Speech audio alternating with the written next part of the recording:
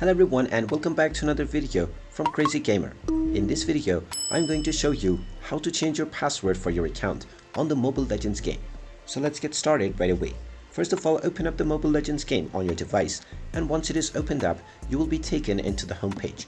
Now, from the home page, if you wish to change your password, tap on your profile icon at the top left corner and you will be taken into your profile.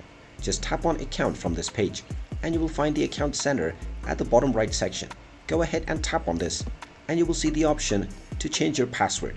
Go ahead and tap on it, and now you will be asked to enter your current password. Go ahead and type in your current account password and then you can click on change password. Once you tap on this button, you will be asked to enter your original password followed by your desired new password.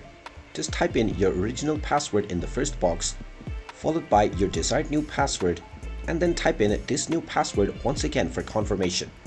Finally, tap on the OK button, and now your password will successfully be changed on your account.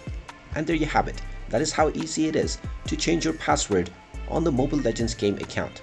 If you find this video helpful, make sure you hit that like button and subscribe to our channel if you haven't done so already.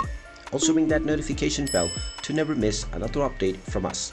Thank you for watching, and I will see you again in the next video.